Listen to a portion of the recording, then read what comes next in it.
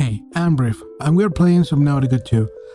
Today I'm going to show you what are the upgrades that you have to prioritize for the Tadpole. Here's my little Tadpole. I'm missing some lights here. That's better. You don't know what to do, how to prioritize things. And if it's worth it.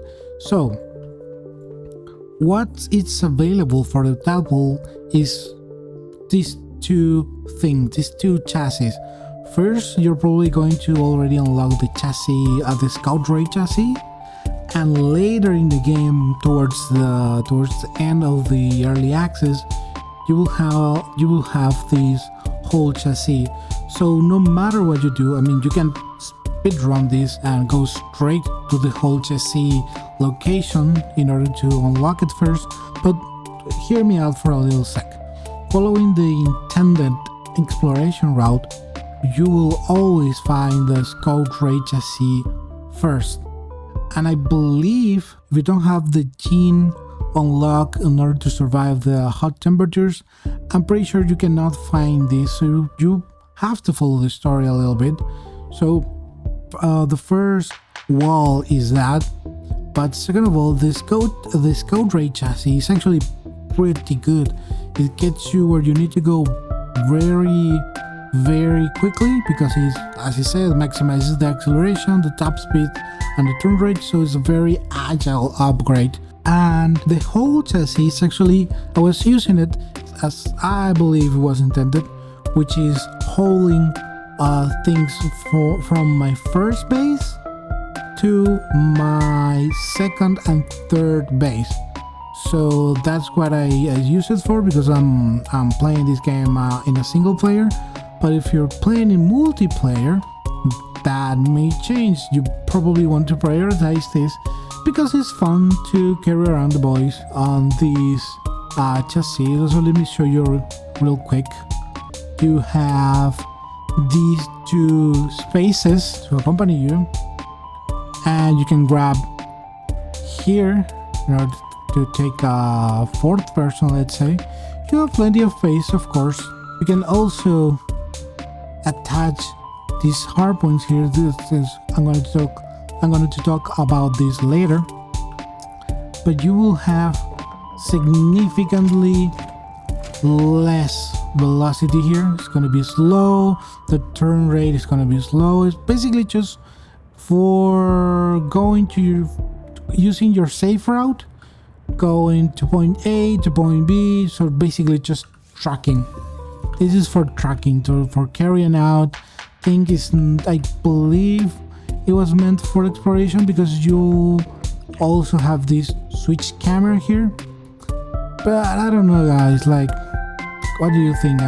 For me at least, and how I play this game, I barely use this. I have it parked here, and I always use the other ray, which is in our Tadpole. But the first question is, what do I prioritize? Do I prioritize the Scout Ray or the Tadpole? If you're playing single player, if you're a single player, the Scout Ray is going to be probably all you need, and do this later in the game when you have to haul things. But if you're in multiplayer and you want to build this, just read a guide, find a video, and unlock this, because this is, I believe it's probably really fun to track with your friends. Do whatever you think is more valuable to you. This requires strontium, which is very hard to make also, so be aware. So you may be unlocking this, but the materials in order to make these are probably out of your reach, as if you sprint this blueprint. So that's all for the chassis. How about for the upgrades for the Tadpole? You will have 5 modifications. You will have the strike armor, which gives you a health increase and it gives you the ability to reduce incoming damage. You have the cavitation muffler, which basically gives you a more silent motor, so you don't draw unnecessary attention. The The photovoltaic charger, what it does is that in shallow waters it recharges your power cell. The depth module, which is, you will need this, because this is the only vehicle in the game right now in early access, so you will need this absolutely. And the engine efficiency basically makes your battery last longer because your motor is going to be more efficient. So what of the things I prioritize, what is useful, what is not. For the early game and towards the mid game, it's probably best to prioritize this, because the 350 meters limit is easily reachable. I mean, you will constantly find yourself trying to look at the bottom of the ocean, and the depth is only going to be the limit for you. So I still prioritize this over anything else that you're trying to do. Then this photovoltaic charger, I mean, if you're really enjoying the shallows and you are a creative player that you want to create your base and in a nice clear environment, so this is probably for you. That's not for me. Then towards the end of the game, you will want this. The cavitation muffler is very useful in the game because you will find constantly various aggressive fishes, and this is a way to avoid unnecessary damage. And this strike armor, I mean, it is useful, but then again, I don't really use it as much. The same for this engine efficiency. I mean, I have 3 bases, one towards the initial part of the game, one towards the middle, and one towards the end, and I never run out of battery.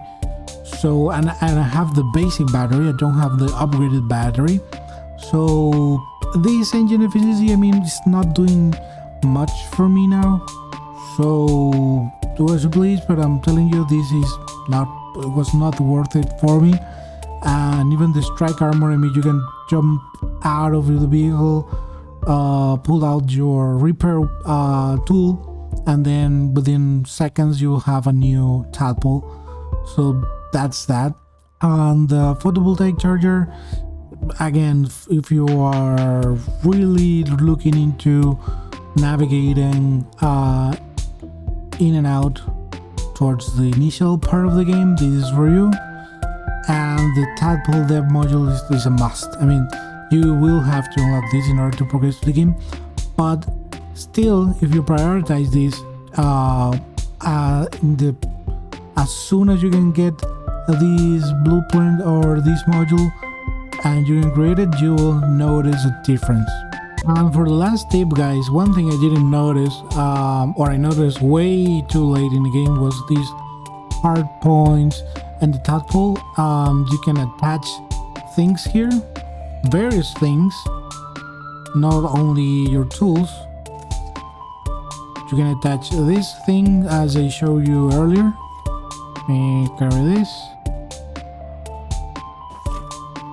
You'll have to remove these in order to attach to the holes, but these whole chassis and the Stingray, they have also these hard points towards the same spot here at the bottom, and you can use this hard point attachment in various ways. Here I just use it to upgrade the storage capacity of the whole chassis. So this is you have too much space here. You have basically one entire inventory there, and here you have more stuff, and here you have more stuff. So this is upgraded in order to haul.